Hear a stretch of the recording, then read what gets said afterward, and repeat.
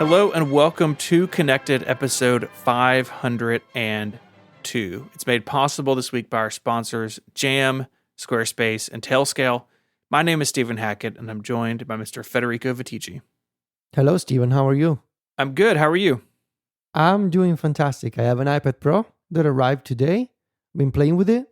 It's great. We can talk about it. Yeah. And I also wanted to point out that in 10 episodes, it'll be Connected 512. I know. Yeah. It's pretty special. We got a taste of that this week because even though they started after us, Upgrade passed us some time ago in episode numbers. Yeah, because Jason used to never go on vacation. That's right. I think. Yeah. And like we take the week off between Christmas and New Year's and they don't.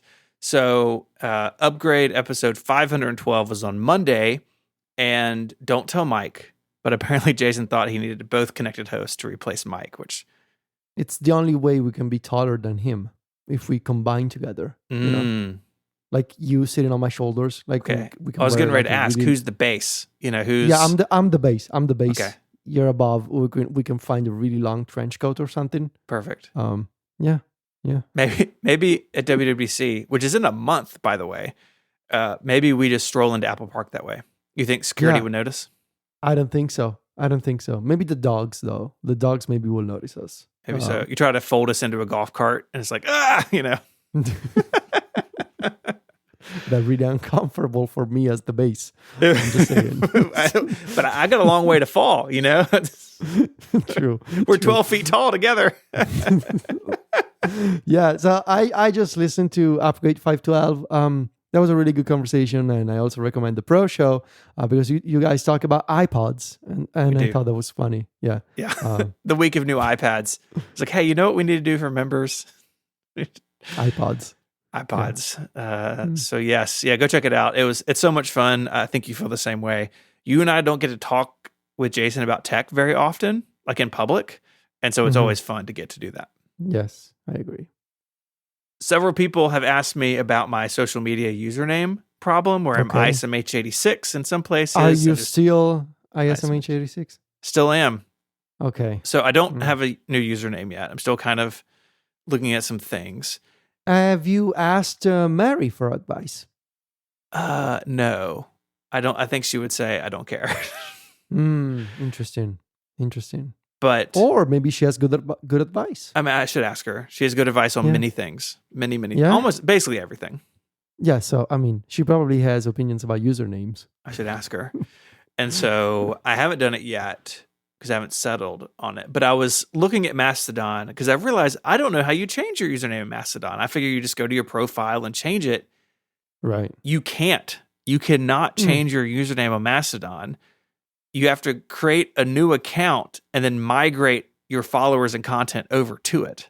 Nice. Perfect. Fediverse. No notes. What are you doing, Mastodon? Hey, you don't argue with Federation. It is what it is. You know? It's true. You want to be part of the Fediverse? You cannot change your username. I know. It is what it is. I wanted to point out some really important feedback regarding the Teach Italian segment from listener Johan Malmstrom. Johan mentioned Connected on Mastodon, saying, is the Italiano I've picked up on Connected enough to make it around Rome? Well, it's enough to buy a bus ticket, at least thanks to an old lady, and grazie mille Viticci. So I'm just doing my best. I'm providing a service for people who need to buy bus tickets in Rome. And Johan also helpfully posted a photo evidence after this post, just standing by one of the bus stops for the bus company in Rome called Attac, as you can see from the photo. This is not my neighborhood. Also, Johan is wearing a lovely Rec Diffs t-shirt. And you're welcome, Johan. I'm pleased that you were able to ask the old lady for some basic advice on how to buy a bus ticket. Really, the old lady was doing the heavy lifting, not us.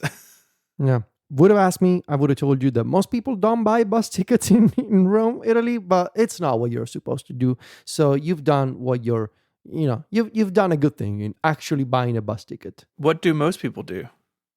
Steal the ride. Oh, no. Yeah, yeah, it's bad. It's public transport in Rome, much to be improved in terms of security and actually checking whether people have tickets or not. Yeah, yeah, it leaves much to be desired. Is what I'll say. Yeah. Hmm. Today marks Global Accessibility Awareness Day, and as has been their tradition, and now I guess for several years, Apple has made some announcements of accessibility features coming later this year. So this will be assumably part of the iOS 18, macOS, whatever that cycle. So there's a newsroom article, and then over on Mac Stories, y'all broke it down. Hmm. There's a lot of stuff here. We're not going to have time to go through it all in depth, but the one that jumped out at me is vehicle motion cues. Why? So, because I get motion sick really badly Okay. in the car. Like I can use my phone if I'm riding, but not for very long. And they are adding animated dots to the screen that represent changes in vehicle motion, and that helps your brain, because motion sickness is basically what you see and what you feel don't line up. And the Okay. answer is, I guess I'm going to throw up. And these dots like help your brain realize that, help you see the motion that you feel in your body. It can be set to automatically show up, or it can be turned on and off in Control Center. That is one I'm very excited about trying personally. Have you ever stopped thinking about like how the human body in so many different scenarios, the default solution is, well, I guess I'm just gonna throw up. It's true. It's a Yeah, baseline approach to dealing with things. I guess so. Yeah. You got to, speak in front of a room of people. I Yeah, I mean, why? Why is that? Like, they don't should know. have thought of something else, you know? I know. Why Uh, can't it just get like cold, or like, yeah, I mean, literally anything else in terms of like feedback. Like, why did it have to be throwing up? I know. You know? I know. Um, anyway, yes, this is a really cool feature, and this is gonna be built to right into CarPlay, I think. Also, Yeah. um, CarPlay has a lot of stuff going on.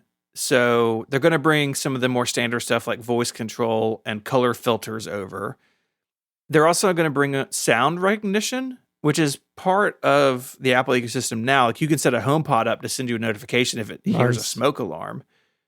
But now in CarPlay, you can have a notification saying like, "Oh, your phone hears a siren or a car horn." So if you can't Mhm. hear it, it can Yeah, alert you that, hey, maybe you're getting pulled over, or maybe there's an ambulance behind you. Be aware. Super cool stuff in CarPlay. yeah. I wanted to mention the eye tracking, which I think is really interesting.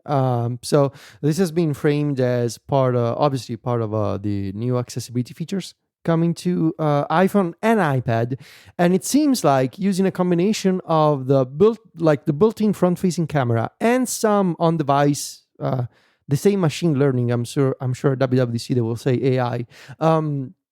By using a combination of the camera and a calibration process based on a machine learning model, you will be able to control the iOS and iPadOS UI using your eyes. So using eye tracking, very similar to Vision OS, I mean, as a concept, but doesn't require, of course, wearing a headset.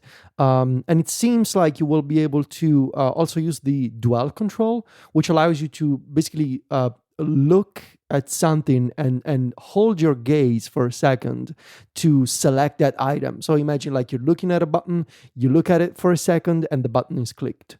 I think that is a really incredible feature if this actually works well, and it really takes like controlling iPhones and iPads for people with disabilities to the next level. Like Yeah. just eye tracking built into a tablet or a phone that works in tandem with the UI. That sounds really wild.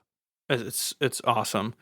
The last one I'll mention is listening for atypical speech. So Mm. people Oh yeah, with some situations like ALS, or maybe they've had a yeah, stroke or cerebral palsy, something like that, they may have different speech patterns. yes, And Apple has done work for its speech recognition software across the ecosystem to be tuned more for those sorts of people. yeah. And I see that in my own household. I've got a child who stutters, And sometimes the HomePod kind of gives up and while waiting for our son to finish speaking. And stuttering is not called out in the press release specifically, but it is going to be something that I look for when this stuff ships. But I love how broad Apple is getting with this. They're thinking about people with all sorts of situations that they're in, and it's all really cool and all coming later this year. There's even some stuff for Vision OS in here we don't have time to talk about. Yeah. But lots of great stuff. Yeah, and I believe the atypical speech is something that friend of the show, Stephen Aquino, has mentioned multiple times over the years. Yes. Like all people with all kinds of ranges of speech should be able to interact with assistants like Siri or dictation for that matter, right? And so yeah, I'm curious to see if Apple will also accommodate for stuttering with this one. And I also wanted to mention before we move on, in the same range of speech related features, this vocal shortcuts functionality that basically will allow you to, and the best way that I can understand it, John OTJ got some details behind the scenes, but my understanding is that this feature will allow you to effectively set up a custom phrase for a shortcut without having to say, "Hey assistant." And the OS will continuously listen for that phrase. So imagine like recording a phrase that says Apple Frames, right? And I can just say that, and my iPad or iPhone will always be listening for that phrase. Now, obviously, you want to be, we'll need to test this, and it's not like you can set up all kinds of phrases and suddenly your iPad is always going off running a shortcut, but pretty cool regardless. And I think Apple is doing some really interesting things this year. This episode of Connected is brought to you by Jam. If you're a web developer and you work on a team, you'll know that sometimes your teammates send you bug reports with very little context. Maybe they just send you a text description with no screenshot or console logs or user ID. So instead of fixing the bug, you now get to go to that person who made the ticket and hunt down the right information. You'll go back and forth for weeks in the ticket comments, trying to find out if it was the local storage API or a response from the network request, cookies at the time zone they're in. It just ends up being really frustrating trying to figure out what happened. Now, you might have heard of Jam. It's used by more than 90,000 developers, and that's because it's a free tool that saves web developers and designers a ton of time and frustration. It ensures your teammates make the perfect bug report every time. They literally can't do it wrong. Jam automatically includes a video of the bug, console logs, network requests, all the information you need to debug, like even what their internet speed was at the time. It even automatically lists out the steps to reproduce the bug. And it's easy to get your teammates on board because Jam is a Chrome extension. So when they see a bug, they just click a button and right away it creates a ticket in your issue tracker. So it saves time for them and it saves you a lot of time hopping on calls and meetings to debug. If you're a web developer and you'd rather spend your time writing code than responding to comments in your issue tracker, send your team over to jam.dev. That's JAM, jam.dev, or click the link in the show notes. Our thanks to Jam for their support of the show and Relay FM. You and I have both had our hands on iPad Pros now. I went to my Apple store this morning when they opened. Okay. Quite a few people there, actually. Interesting. Really? Way just to more. Check out the iPads. Just look at the iPads. Way more than Vision Pro Day. Well. Noticeably more people. Is that a surprise? No. Did you see the report? Did you see the report that I think it was on Bloomberg that some Apple stores in the US are only selling like 2 units per week? I mean, of the Vision Pro. I believe it. Like I know in my store they had 3 demo tables, and now it's just down to 1. Like just back in the corner of the store with nothing on it. Yeah, but anyway, so you went there, quite a few people checking out the iPads. Quite a few people. They had a bunch of iPad Pros to check out, a bunch of accessories. I will say, I mean, they're both definitely thinner. That 13-inch is hard to believe. Like the greater surface area, the thinness. I'm not a 13-inch iPad person, but if I was, I'd be very excited about this thing. Yeah. And I am once again, because because of the thinness and because of the weight, and it's not just the thinness and the weight in sort of in isolation, it's the two things combined, because I really do think that the thinness and the 13-inch sort of surface and how weight is distributed, that iPad feels, even though it's not, but it feels lighter somehow than the 11. Like, I don't know, maybe it's just my brain being easily fooled. I have no idea. But it does feel like so much easier to hold than before. And and I thought, well, now it's the time to go back to the 13, especially because it's going to be more visually balanced as a MacPad, which, is the first thing I did, actually. I know. I got the picture. You got the picture. You saw the picture, and I'm actually working on something else. We'll see if I can get it to work. But did you try the Pencil Pro, Steven? I did not get a chance to try the Pencil Pro. I don't know. They had a couple. Not all the models on the floor had a pencil on them. I guess because pencils are easy to steal. But I did get to spend some time with the new Magic keyboard and trackpad, and it really seems like a great improvement over the old one, which I liked. The old one I think was pretty good too. Definitely lighter. The aluminum on the inside, like it feels like a little MacBook. It's kind of weird that it's still rubbery on the outside, and I do wonder about like the longevity of that. Like, is that rubber just glued on the bottom of the aluminum? Apple had a MacBook once that was like that, and basically the bottom's all peeled off. Like, hopefully they got that solved now. They did? Mm-hmm. There was a MacBook like that? Really? Yes.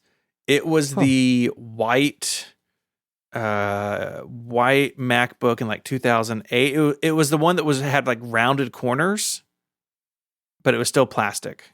Yeah, and so it peeled off. A bunch of them peeled off. 2008, 2009, in that range. So I'm not saying this is going to happen with this, but it just kind of reminded me of that. I will say, though, and there have been pictures of this online, there's like 3 or 4 different designs of Apple Pencil Pro boxes, and they all have their own artwork on them, and that's really fun. Like, I think that's... Yeah, it is. That's cool. I got the blue one, that it says Pro, and it's all like fancy lettering. Yeah. 2 more questions for you.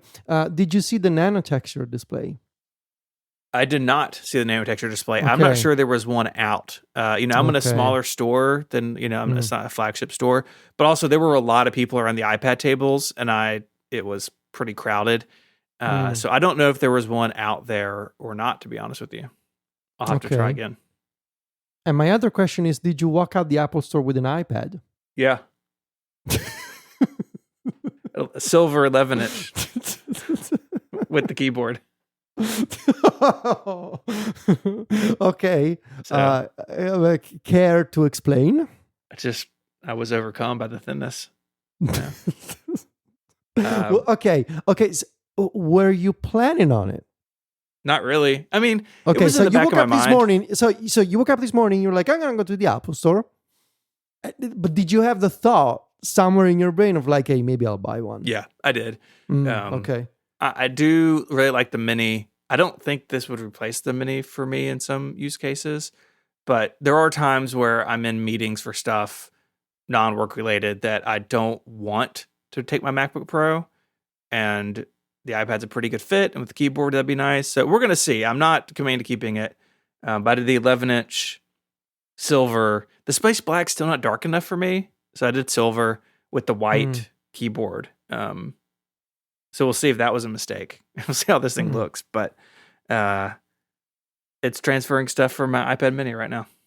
Nice. Do you think this could replace your iPad? Like, not just for like meetings and like you just mentioned, but like as a media tablet? I think it could. The thing that I like about the iPad mini, it's I wrote about this on the blog forever ago. With the Peak Design stuff, kind of built like a bike pad where I can put my iPad mini and mount it on the handlebars of my stationary on my road bike when it's on my stationary trainer. And I don't think an 11 would fit. Now there's another place in my garage that the 11-inch can sit, but it was kind of nice, like watching something in the garage, riding the stationary bike with the mini. I mean, I'm going to go all in on this for the next, 10 days or so and see how it goes.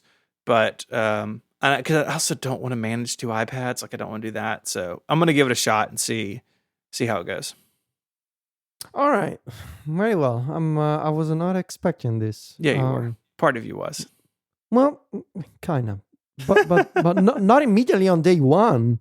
Like I thought, maybe Yeah. eventually. I mean, I was like, well, yeah, but just talk about it. So here we go. I will say the bezels are too big. They are unchanged from before. Yeah. Right?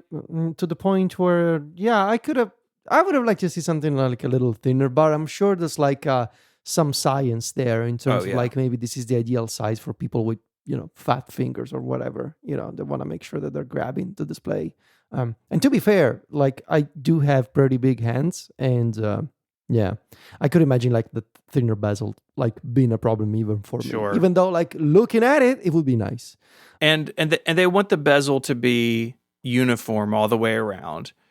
And I'd imagine the size of the camera and the Face ID sensor and stuff help dictate that. As is, holding it, I totally get that as well. But just seeing them in the store, and I knew they were the same size. We talked about it last week. But it's like then you look at like the iPhone 15 Pro and Pro Max. It's like, gosh, right to the edge is pretty sweet. So maybe that'll come in the future. Okay, we need to talk about your article. Yeah, but you want to talk about iPadOS? I do. I do. So you wrote this piece. It came out on Monday with the embargo. It's titled, I'm sure everyone has seen it by now, Not an iPad Pro Review, Why iPadOS Still Doesn't Get the Basics Right. So can you talk a little bit maybe about the background of this? People can also check out Upgrade and App Stories this week. Like we're not going to spend our whole time recapping this, but tell us a little bit about the background of this and kind of how it's been since Monday. So the background is that I did not get an iPad Pro review unit in time to publish a story. I was offered one eventually toward the end of last week, and it would have been delivered on Monday. And the embargo was on Monday evening, and it just felt like an unworkable deadline. And it was an unworkable deadline, especially since I knew that certain folks have been testing them since Tuesday or Wednesday, and I was under the impression that was also going to be my case, and I had a whole plan. I canceled some travel plans for the weekend, so that's why I was home alone. Silvia was in Milan. We had a sponsor lined up, and like I was ready. I had an entire plan for a story. Like I'm gonna have this review, and I'm gonna have this 3-part, sort of 3-section review. I'm gonna talk about the hardware. I'm gonna talk about my weird experiments for gaming and the MacPad, and I'm gonna talk about the software. And then I did not get an iPad, so when I was told that it would arrive on Monday, I just figured, well, that's too late. And, what am I going to do there? Like getting an iPad on Monday and there's an embargo like 6 or 8 hours later. And I'm not exactly the type who does unboxing videos. I mean, more power to you if you're a creator and you do that type of content. That's not what I'm interested in. And so I just declined the review unit. And I said it's probably best if it goes to somebody else. And so instead, I had to pivot. And I figured, well, I have plenty of time to write anyway. We have a sponsor that I would prefer to keep somehow, especially these days. It's pretty rough out there in the ad market, and so I don't exactly wanna give up on a sponsor. And I thought, well, what was the plan for the original review? Right? It was the hardware, the experiments, and the software. And obviously, the one thing I could still talk about was the software. And so I started thinking about the software, and I was thinking, well, how can I frame it in a way that is still interesting? And this was literally, I was having these thoughts coming back from London. And in London, Myke and I were having these conversations about like, how people are going to react to these iPads. There's going to be the whole cycle again of iPad Pro reviews and people saying it's an iPad, but it's still an iPad. And then I listened to Upgrade and Jason also mentioning like the software limitations of iPadOS. And so I had the idea of, okay, I don't have an iPad, which is unfortunate.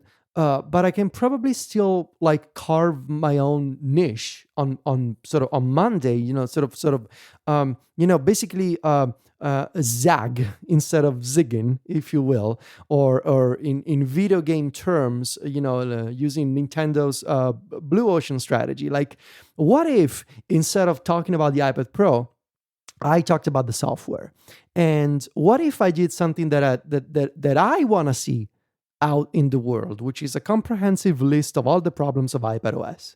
And then I came back home. I talked about it with Sylvia. She was like, "Hey, that sounds like something interesting that you can do, and probably going to be a popular story." And so that was the background. And so I got to work, and I made my own list of problems, of like, okay, when I'm working on the iPad, what are the issues? What are the things that, after so many years, I keep mentioning? And maybe these problems that I've mentioned in a bunch of places, like in this review, in that other review in 2019, and then in this article in 2021. Like, if you're a reader, you shouldn't have to follow through this trail of complaints scattered through a decade. Like, that doesn't seem convenient. I thought it's what would be convenient is a single article that people can point to and say, these are the issues of iPadOS that we think should be fixed. So that was the background. That was the approach. And then I got to work. And yeah, I was alone by myself with the dogs. And so for 3 days, I walked the dogs twice a day. And then I cooked myself some meals so to not starve to death. and I just spent the rest of my time writing and editing. It's a great piece. You let me read a couple drafts of it over the weekend as you were working. Definitely, I think you met the goal of being like a comprehensive place to talk about where iPadOS falls down. And again, people need to go read this article. I said this on Upgrade, and I'll say it to you directly. I don't think anyone thinks deeper about the iPad and iPadOS than you do.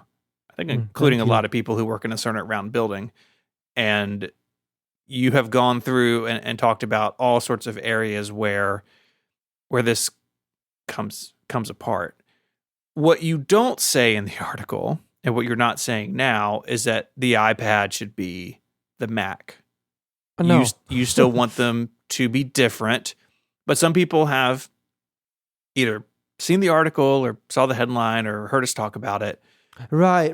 And have jumped to that. So this is the reason this happens is that people, when they're looking at this issue, they either want things to be black and white, and I guess I'm saying that there are so many shades of gray in the middle. What I think I'm saying, what I think Jason is saying, and a bunch of other people are saying, is that in an ideal scenario, it should be iPadOS running on the iPad. I would take iPads running iPadOS forever. I felt a need to actually write this sentence in the article because maybe it wasn't clear enough. In an ideal scenario, iPadOS is the operating system built for these convertible devices that can be tablets with touch interactions, but also be snapped into a case, and they become like these laptop-like devices. That's the ideal scenario. However, this ideal scenario is not happening. Like that ideal does not meet reality, because in reality, we have iPadOS that is still largely like based on iOS. I was reminded of this by Steve Troughton-Smith. When you install the simulator with Xcode on a Mac, the iPadOS is literally contained in the iOS file. So it's still very much based on iOS. And iPadOS is, to an extent, like a marketing name for the exclusive features that the iPad has compared to an iPhone. But in reality, as I was saying, like, I don't think iPadOS is improving, or it has improved over the past 9 years, even if you don't. So the iPad is 14 years old, right? But let's not say that the iPad is 14 years old. Let's just start counting since the first iPad Pro came out, because maybe that's the second era of the iPad. So 2015, 2024, that's 9 years.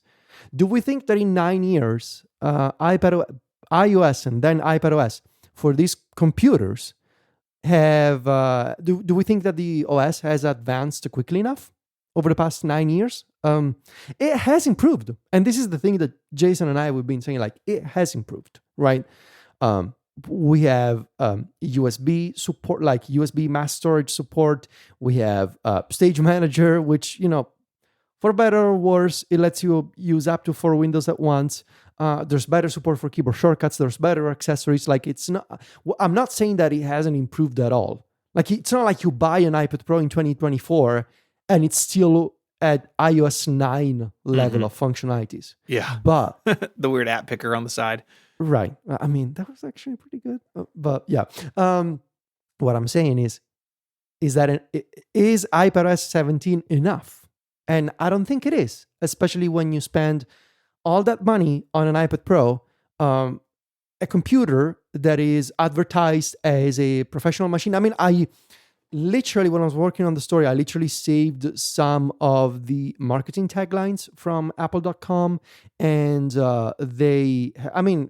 besides, the unbelievably thin stuff, they do mention things like powering all of your pro workflows, or, it's like they sell this as a computer.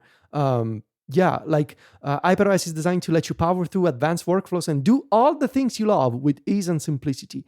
They're not saying we're selling you this tablet if you are a video maker, an artist, a YouTuber, or a photographer. Like, they're not saying that. They're saying this is a computer that powers all of your pro workflows. And so my thought was, is the iPadOS that we have today, has it changed enough over the past 9 years to power all kinds of pro workflows? And I don't think it has. All of this, I thought this was going to be quite easy to convey as a message. Arguing for iPadOS to get better does not equal, just put macOS on the iPad. And you may say, but Ticci, you created a MacPad. And yes, I did. Because it was sort of like a Hail Mary move. Like, if I want to have an iPad with the same degree of functionality as a Mac, maybe this is a way to do it. But like I said, ideally, it should be iPadOS and the iPadOS team looking at macOS and saying, okay, what is it that people are able to do on a Mac? And we don't necessarily need to copy the OS. We don't necessarily need to carbon copy feature by feature exactly how they work on the Mac. But what is it, the goal behind the feature that people want to achieve? And can we bring that to iPadOS? I think that's a pretty easy concept to understand. But some people use it as they have this shortcut, right? To just say, oh, these people, they just want to see the Mac turn into an iPad. And no. That's not what we're saying. If they did that, then what's the point? There are tons and tons of people who love the iPad for exactly what it is, right? And we've talked about this before. Apple, with the iPad more than anything else, I feel like, in their whole product family, they have to, or I guess they don't have to, but we would like them to cater to many, many different groups, right? The people who are just going to use one app at a time like they always have on a base iPad. They're going to keep it for 10 years. That's a huge number of iPad users, right? Who are faithful Apple customers. So Apple should serve them. But then you also have people who want to do more with it, who do bump up into the upper limits. And I think Stage Manager is like the perfect example of Apple trying to split the difference, right? It's not on by default. You got to go in a control center. It's this totally different mode that you have to understand how it works. And it's really kind of weird in places. But if you don't want it or know that it exists, you will probably never encounter it either. And that's hard. I don't think you, I don't think me, I don't think Jason, we are not saying that's not hard. What we are saying is Apple should do a better job at it. And how do you preserve the simplicity of this operating system, but add complexity and add power for those who want it? And I think the just put macOS on it. Like, and I get it. You know, Jason wrote that piece before the event, and I linked to it, and I said something along the lines of like, "What if the future of the iPad Pro was with us all along?"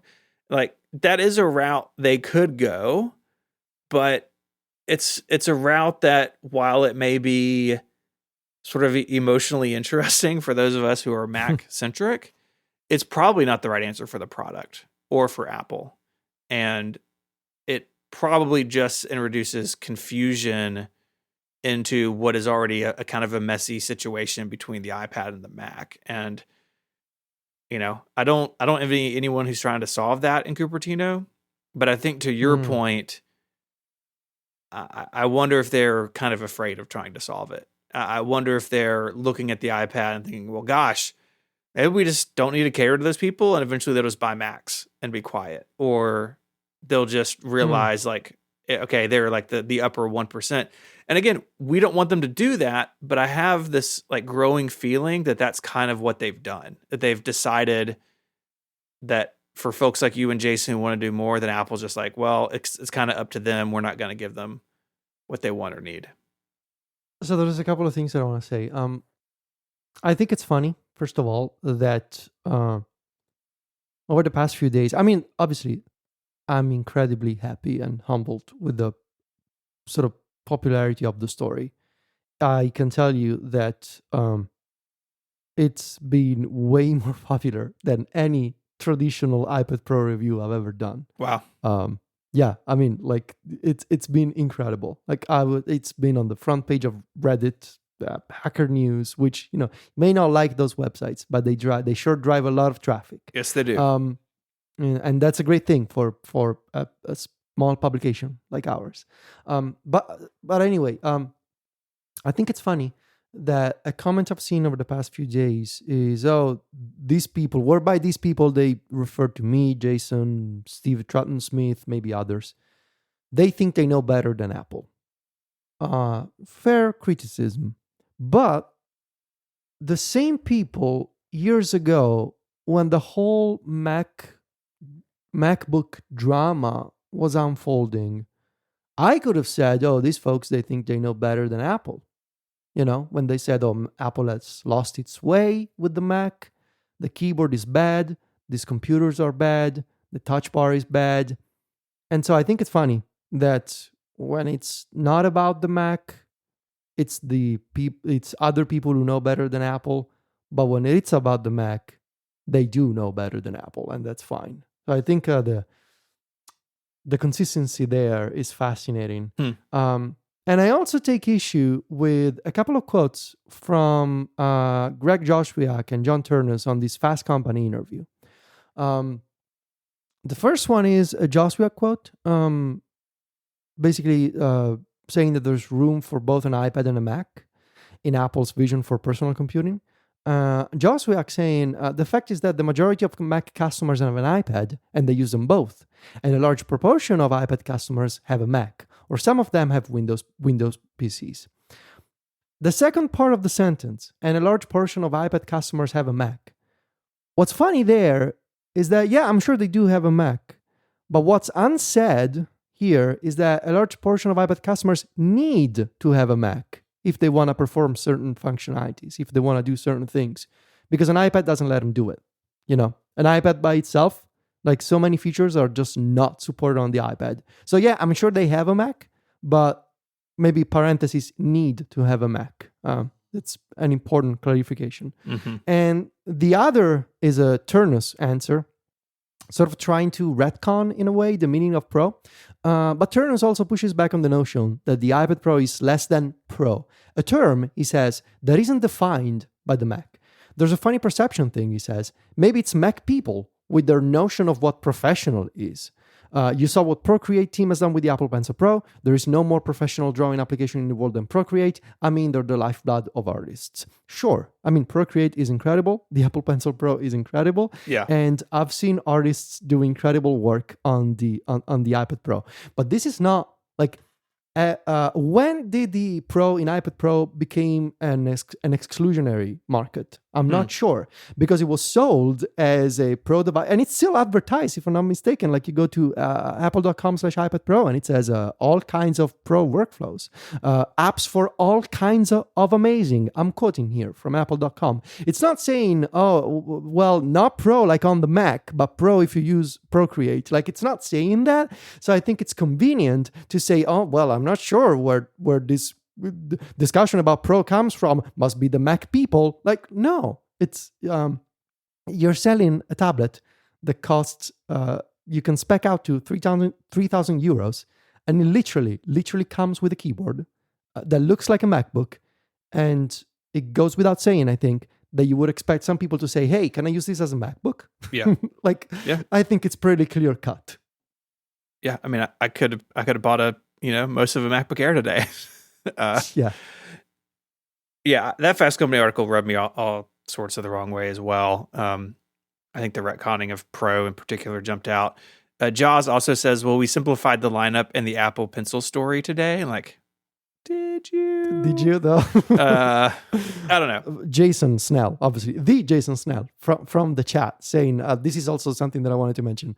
Happens every time. A whole lot of people who don't use or care about the iPad think it's fine. People who actually use it a lot think it needs work. There's no one else like someone who doesn't use an iPad to tell you that your opinion about the iPad is wrong. This unfortunately has happened, will continue to happen, and it is what it is. But yeah, I mean, what I think is out there in the article. So, folks who have been sort of putting words in my mouth for the past few days, like, no, go read the story. My opinion is there. That's what I think. And I do, and all this to reiterate once again. I love the iPad. I literally bought one. That's what I'm going to use. I want it to get better. I want it to keep running iPadOS. In an ideal scenario, it should keep running iPadOS. I don't want it to turn into a Mac. I don't think I know better than Apple. What else? Like all these things that people have been saying. I just think it needs some love. That's all. And it hasn't gotten enough love. And I don't think there's anything bad in thinking that. Yeah, I mean, if you didn't care about the platform, you wouldn't go out of your way to criticize it. I would be so much happier, if I was just a straight up MacBook Air person. Like, life would be easier. So I inflicted this on myself, and I know that. But, life's fun also. So it's true. This episode of the show is brought to you by Tailscale. Tailscale is a programmable networking software that is private and secure by default, and is the easiest way to connect devices and services to each other wherever they are. It's super secure, providing remote access to production, databases, servers, Kubernetes, and more. And it's fast, really fast. Plus, it grants privacy for everyone and every organization. Tailscale is intuitive, and it's a programmable way to manage a private network, including a zero-trust network access that every organization can use. With Tailscale, you can build simple networks across complex infrastructure, use their ACL policies to securely control access to devices and services with their next-gen network access controls, and you can replace legacy VPN infrastructure in just a few minutes. Try Tailscale out for free for up to 100 devices and 3 users for free at tailscale.com/relayfm. There's no credit card required. Once again, that's Tailscale, TAILSCALE, tailscale.com/relayfm to try Tailscale for free, up to 100 devices and 3 users with no credit card required. Our thanks to Tailscale for their support of Connected and all of Relay. So, Steven, there was an OpenAI spring update yesterday. They had some major news to share. They had a keynote that was like this video live streamed on YouTube, and there was also like a sort of mini in-person gathering event. And there were some demos, but the big news is the new model, ChatGPT 4o, which is not 4.0 in terms of like the version number. The O stands for Omni Model, I think. That's a weird naming scheme. It's a weird name. But so I watched the event. I saw the demos. Did you see the event? Did you watch it on YouTube? I did. I watched it after the fact. It's like, what, 30 minutes or so, pretty short. Yeah. Kind of jumbled, I think, in terms of order of things. Like, they're a new company, they'll figure out keynotes. Yeah. So the idea being that this new model, ChatGPT 4o, it's going to be free for everyone, but people who pay ChatGPT Plus subscribers, they're going to have 5x the capacity, whatever that's going to mean. There's a Mac app that is rolling out that sort of lets you chat with ChatGPT, but also lets you show your screen to ChatGPT, which unlocks some incredible features that we're going to talk about. And the big news, obviously, is that ChatGPT 4o is a multi-model AI that works across text, voice input, and vision. So you can mix and match all these things when having a conversation with ChatGPT to do all kinds of input, like starting with a text query, jumping to, hey, let me show you a photo or a selfie or a screenshot, to actually let me share my screen with you. I think, and I mean, we can talk about this. I think it was a really fascinating demo, and I think it was a great example of why I think Apple must be concerned in terms of, I don't want to say losing the AI race, as if to make it sound that Apple is behind and they're doomed, but in the sense of like, this is a really good demo that resonates with people. Google has demos that resonate with people and they run commercials that people understand. And I think Apple, I understand, having seen what ChatGPT can do now, I understand why Apple must be thinking, hey, we got to make sure that Siri and our iPhones can also impress people like this, because this is obviously something that is here to stay. Yeah, I did not go into this event. I mean, I'd kind of seen the rumors, and there was a report like they're doing a search engine, and that ended up not being true, at least for now. But I left it really pretty blown away by the multimodal idea that this thing is working across voice, text, and vision. So like, it can see what's on your screen. It can look through the cameras on your iPhone app. It's still a large language model, right? It still does kind of weird things. I think some of the things they've done to make it appear faster are a little problematic. Like, I don't love some of the filler talk. We can talk about personality stuff too. I think we should. But the headline here for me, at least, is that OpenAI has built an assistant in the same class as Siri and Google Assistant and others, but in their own way through their own app, not built into the operating system. And that's really interesting to me, because up to this point, these things have been OS features, not third-party app features, but that has not stopped OpenAI from taking this on.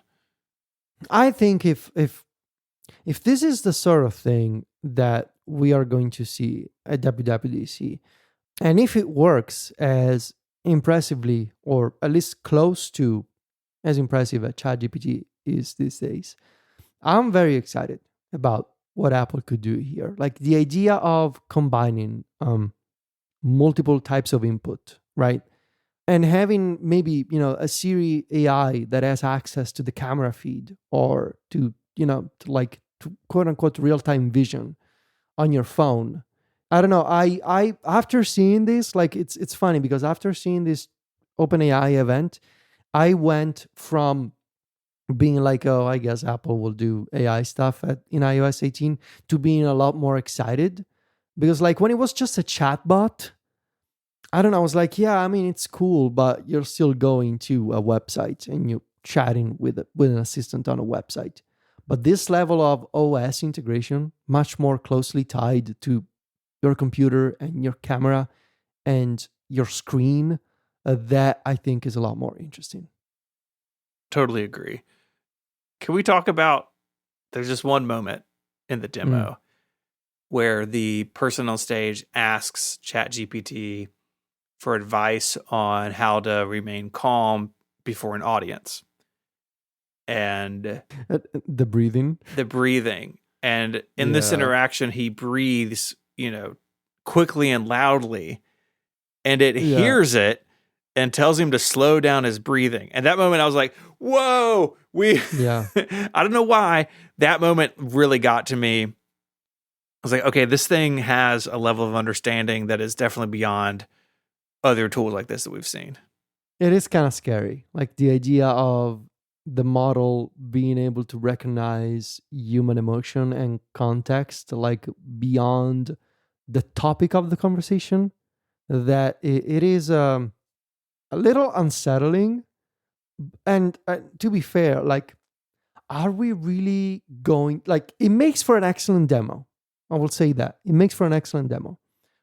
But do you actually imagine a scenario in which in real life you're about to step on a stage to give a presentation and you pull out your phone, you're like, hey, assistant, I need tips to calm down. Like, or are you going to be your partner? Are you going to call your partner or just breathe on your own? Like, do you need an assistant to tell you, hey, breathe slowly and let me listen to your breathing? Like, is that a real life scenario? Yeah, I don't know. Like, I don't know. It makes for an excellent demo, and it is incredible that the model can understand that. And maybe I'm thinking too small. But then you also gotta always keep in mind, like, okay, but what are the real life applications of this? And so I don't know. The vision stuff for me, like being able to mix and match. I think multiple, like a command that I give you via voice and something that you see in the same conversation while retaining the context from one query to another. That to me is the real step beyond. And of course, being able to share your screen. Like, and when at one point one of the presenters when like, okay, hold on, just let me share my screen with you. Like that was the point when I was like, yeah, that's like having it, because it really feels like having an assistant right by your side, right? Instead of like just that what we have today, which is like, oh, let me stop, open Siri, ask a question, and then come back. It's much more fluid and integrated. And that makes it more natural. It makes it like just something you're speaking to, which I think Apple has had that. I think one reason Siri has been, for better or for worse, sort of infused with a sense of humor in Apple's eyes, or the personality that it has, is to make it more human. And with the ChatGPT voice stuff, you can tell it how you want it to how you want it to act, how you want it to sound. So you can make it more sarcastic or more emotive. And that's wild, because again, this is something else that has been controlled from the vendor side. Right? It's been whoever designed it gave it its personality. I'm using a lot of air quotes and all of this stuff. But with this tool, you can say, actually, no, I want you to be a bit more serious or a bit more funny. Kind of like the personality slider in Carrot Weather, I guess. Like that's what I thought of when watching this. Yeah. Yes.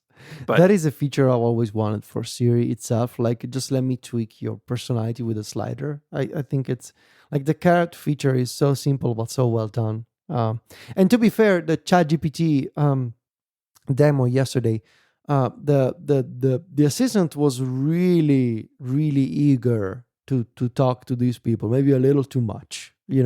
She I say she. It's like it's code, but. I don't know. It was maybe a little too emotive and conversational. Yeah. To a degree.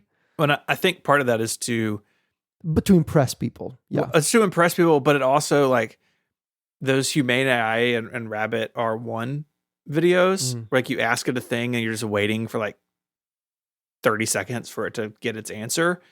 They say this new model is much faster, but I can't help but think also some of the talking is to cover up the fact that it's doing stuff in the background and like waiting for information to come back from the model. Yeah. Yeah. Because while it's saying, oh, sure, let me look that out. In the meantime, it's already processing. It's like stalling, It's like, yeah. Yeah. You're like, oh, you're so kind. But in the meantime, it's actually working behind the scenes. Yeah. This episode of Connected is brought to you by Squarespace, the all-in-one website and platform for entrepreneurs who want to stand out and succeed online.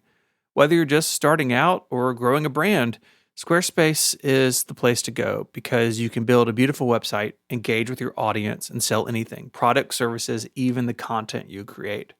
Squarespace has everything you covered all in one place and all on your terms. You can start a completely personalized website using their new guided design system called Squarespace Blueprint. Choose from professionally curated layouts and styling options to build a unique online presence from the ground up, tailored to your brand or business and optimized for every device. And then easily launch your website and get discovered fast with integrated optimized SEO tools, so you show up more often to more people and grow the way you want.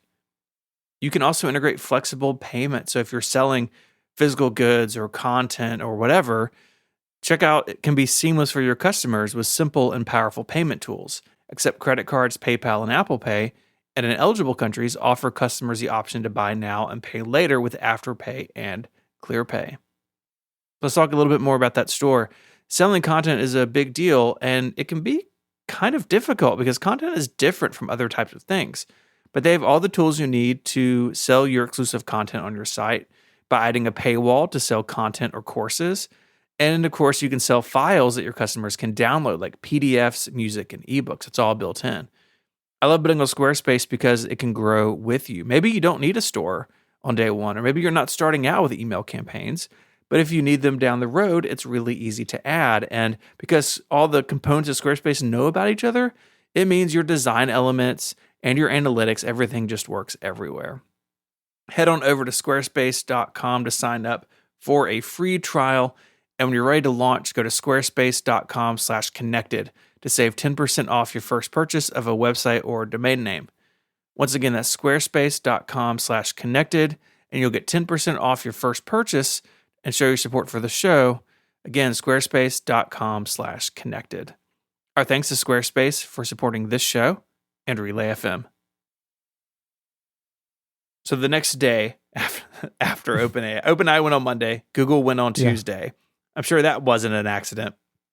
We had the first day of Google I/O, and there was so much announced. Like, y'all, you just have to keep scrolling and scrolling in our Notion document, read all the notes I took on Google I/O.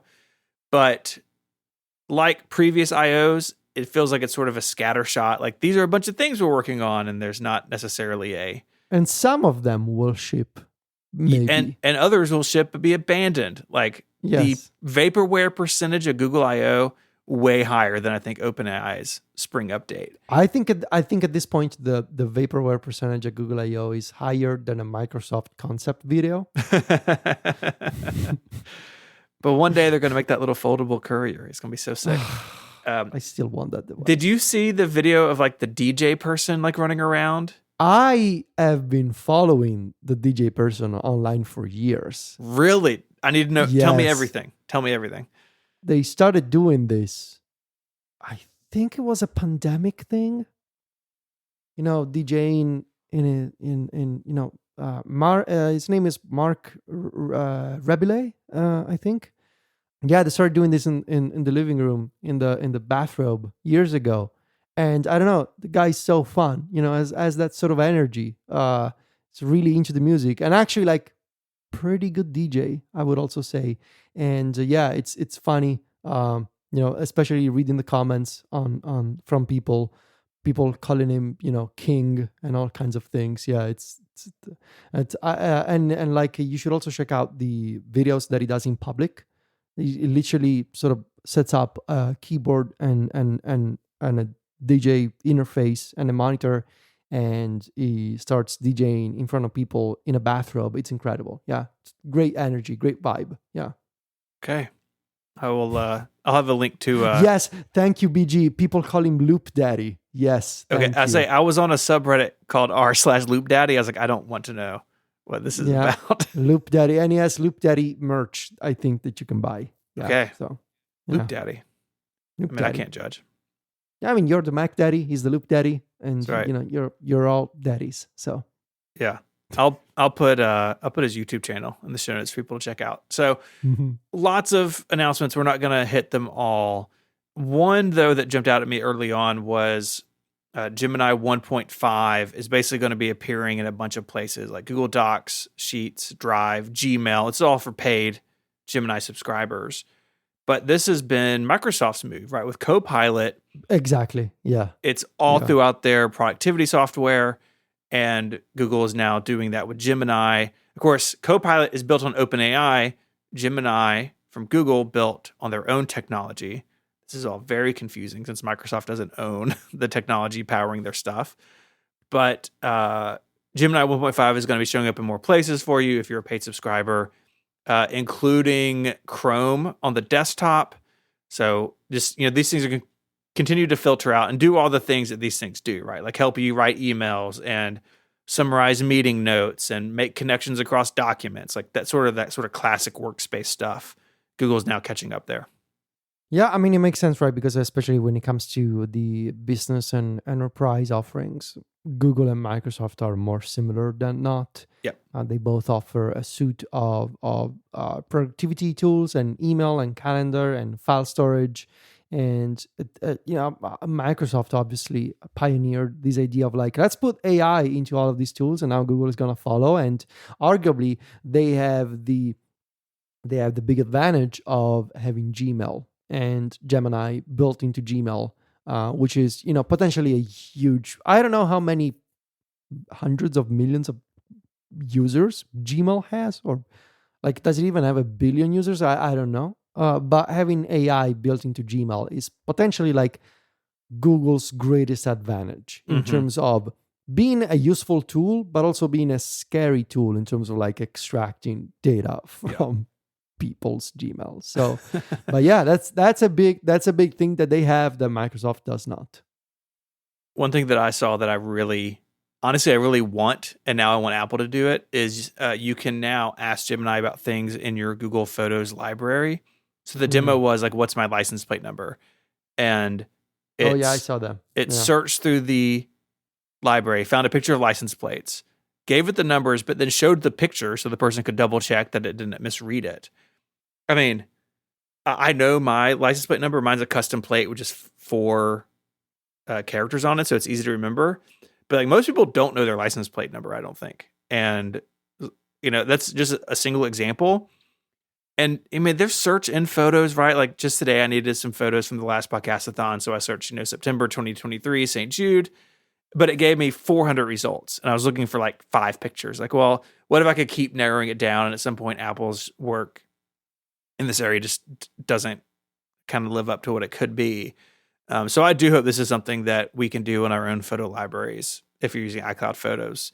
Again, Apple would do this where it's all on device, which means it'd be like building these indexes on all of your devices, and that would be kind of weird. And we've seen that over the years play out in different ways. But there's a lot of information in our photo libraries, and being able to find something quickly would be pretty cool. Yeah, especially if you can do so with natural language. Like, imagine like doing, for example, hey, show me pretty common one. Like, show me what I was wearing the last time I went out for dinner with Steven. Like, because maybe we're going out again and I don't want to dress up the same. Yeah. Like something simple like that. It sounds simple in your brain. Like, hey, what was I wearing the last time I went for dinner with Steven? But like, to explain that to a computer, like there are so many different clues to understand. And so, yeah, I am excited about that idea. They're also doing some OpenAI stuff in terms of the multimodal assistant. So there's Project Astra, which they said there's this great piece on The Verge by David Pierce that we'll link to, talking to several people at Google who have worked on this. And it is that multimodal AI assistant. So it can see through the cameras on your phone, and it can hear you. And it is, much more like what OpenAI pitched the day before than what Google Assistant and Siri can do now. I think it's clear that something like this will power Google Assistant in the future. Right now, it seems to be kind of like to the side of Google Assistant, like it's kind of a new thing. But once all of this is mainstream, I think this is just how these virtual assistants will work. And now 2 of the 3 companies, assuming Apple is the third, I guess, have now shown this to be the case. Like, yeah, this is how these things should and will work in the future. Yeah, and I have to believe that this is also what Apple is gonna be working on, right? Like this idea of multimodal assistants that are not just chatbots, that are not just like prompts, but accept a variety of methods. That seems to be something that is right up Apple's valley, I think. Of like we want, if it's gonna be Siri, we want Siri to be useful everywhere, and yeah, we'll see. They also shut off like this new model, Veo. How do you want to pronounce it? Veo? I don't. Now that you've said it both ways, I don't know. Yeah, it's a model for producing video, basically like Google's answer to Sora by OpenAI. The Google version can produce 1080p content based on prompts based on text, image, and video prompts. Now, I gotta wonder, because everybody's been asking OpenAI, hey, has Sora been trained on YouTube? I have to imagine that Google's model has been trained on YouTube footage. Yeah.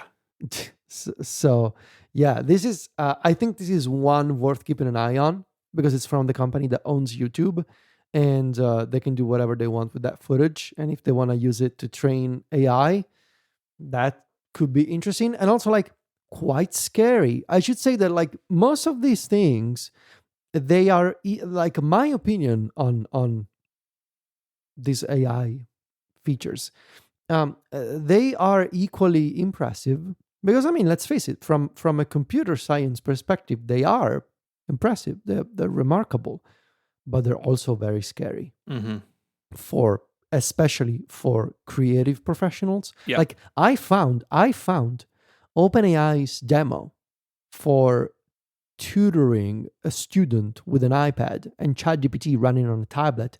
I found it terrifying. If you're a teacher, if you're anybody in the education field, like the thought of, well, I'm just a person. How can I even compete with an AI that has access to the world's information in literally all the languages that are spoken on planet Earth? And I'm just a teacher. Like, I find most of these tools technologically fascinating and remarkable, and also scary, just scary and dangerous for the human race. Yeah, like people in creative fields, people in the medical field. I know some folks who have been asking ChatGPT for medical advice. People in educational fields. Yeah, people do it. You give people this kind of tool. I mean, it used to be that people would look up if they had cancer on Google and Wikipedia and WebMD, and now they're going to do that with ChatGPT. You give people a search tool and they use it. It's just what they do. They use it. Yeah. And so, yeah, I think it's scary, which is why I'm much more okay with the idea of using AI to access, process, rediscover your data. And I am personally much less okay with generative AI as a way to replace existing human jobs. And, just like I find the idea of using AI to create like an actual second brain, for example, or a super powerful search tool that searches through my computer for my stuff, like that technology is incredible. But like when we get to, hey, what about creating a movie with a text prompt? Like that's scary. Yeah. I don't know. I think that line is, I think, where a lot of people kind of feel things change. Yeah.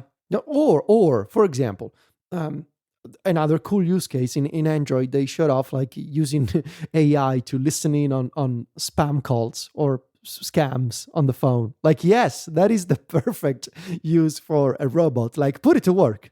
Let it handle the spam calls coming in. Like, I would love to have something like this on my phone. Like, that is a perfect, like, free the human from the job of answering the spam call.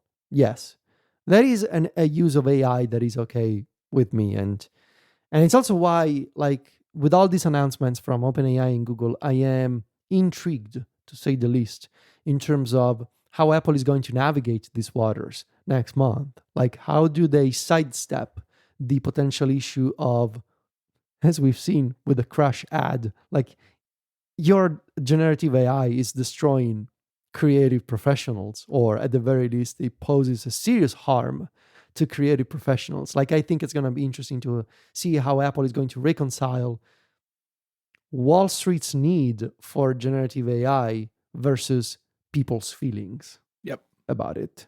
Yeah, Jason and I spoke about that. It feels very complicated for Apple to get that right. Jason had a good point. It was like, well, Apple now has a month to figure it out after the ad controversy, and I think that's accurate. They've gotten the appetizer a month in advance. No AI appetizer. I'm sorry, listeners. I didn't mean for Steven to do that, but he is sentient on his own, so he can do these things. I'm a large language model powered on dad jokes. Yeah. We need to talk about Google AI and search. And so they are adding a lot more AI generated results to the search page, which of course pushes regular web search to links to websites like mine and yours further down the page. Goodbye. A lot of publishers, I think, rightfully are worried about this. Don't worry, though. Google's new head of search says that it's fine. Liz Reed, I quote, says, young users in particular are always looking for a human perspective on their query, and says it's still Google's job to give that to them. Ah, yes. The youth. They'll save us. Thank you. There's also a filter. You can just hit web and it shows you just the links like before, but you can't fully turn off the AI stuff. I mean, this is going to further complicate Google's relationship with internet publishers. I don't think there was some back and forth on, I think, Threads earlier. Some people like, well, people are just going to turn off crawling to Google. It's like, no, you can't. Like, you just can't do that, because then you're going to starve as a web publisher. But this does complicate things. There's already been so much mess around, even before it was air quotes AI. Just like when you would search for something on Google and it would pull an answer from a website onto the search result for you, like in a box, right? Lots of people called foul. Many more people call foul over this. And I think for me, that's the biggest thing out of I/O. Like, the rest of the stuff is like interesting / scary. Some of it won't exist. But if they truly change like Google search in a way that it looks like they're going to, that could be a fundamental change in a lot of how the internet works. And I just don't know if we're ready for that. Yeah. It's a scary time to run a website as a business and to depend on Google. And which is why I think over the past few years, you and I and Relay, Mac Stories, and Jason, Ben Thompson, like, it's the reason why we have explored other avenues for revenue and to sort of stop playing that game altogether of running a business and the only source of support that you get is the people that find you via Google search. And Google has shown time and time again that they just don't care. Like, it's not like they have an opinion, because if you want to have an opinion, you need to care in the first place. They literally don't care. For them, it's not people with websites, it's content feeding the algorithm. They absolutely don't care. that I've been having these conversations over the past over the past year actually with two different friends who started websites about portable gaming, and it's scary out there, with Google basically destroying with their changes to search the amount of people that find them, and it's why I'm seeing these new smaller publications immediately explore tools like memberships or newsletters, or just to sort of expand beyond the reach of Google search. And so it's and the worst thing is this is happening no matter what. Like it's a train that you cannot stop. So I don't have anything else to say except that if anybody's gonna be affected by this, the best time to start exploring other business opportunities beyond Google search was yesterday, and the next best time is right now. Yeah. Agreed. Yeah. I mean, I don't want to end on a down note because I think it's been a pretty fun episode. I always have these fun episodes with you when Myke is not around. Yeah, he holds us back. I'm not sure he's gonna like to hear that, Yeah. Maybe it's the height. Yeah. We're just so tall and big without him. We're just so tall now. It's that. Yeah, I can see for miles up here. It's great. I'm gonna kind of uncomfortable. You've been sitting on my shoulders for like an hour and 25 minutes. My neck is starting to feel the pressure. Okay. Well, yeah, you got the Vision Pro, was training. Here's gonna just dismount, Steven, okay. Please. But no, yeah, I mean, it's scary, and yeah, please, if you have a website, try new things would be my advice. Try new things and try build a relationship with your readers or your listeners. Like, do not depend on Google search because Google doesn't care about you and never have and never will. So, yeah. So that's the show. That's the show. We've done the show. We've done it. We are now in keynote season. OpenAI and Google are done. WWDC is just a few weeks away. We'll be making our picks in just a couple of weeks, which is hard to believe. If you want to find links to stuff we spoke about, so you can point your AI LLM at them to summarize them for you, they are in your podcast player and on the web at relay.fm/connected/502. There's also a feedback form there. You can send us feedback or follow up via the form. And you can also join and get Connected Pro, which is the longer ad-free version of the show that we do each and every week. Connected Pro members also get access to the Relay members Discord, a couple of Relay members only podcasts, including our annual specials that we do every year. We're going to be recording the Connected one very soon. We'll talk more about that in the near future, but lots of good stuff happening in membership land, so go check that out. Myke's not here, but if you want to let him know that you missed him, what should people do? I think it's gotta be something about AI.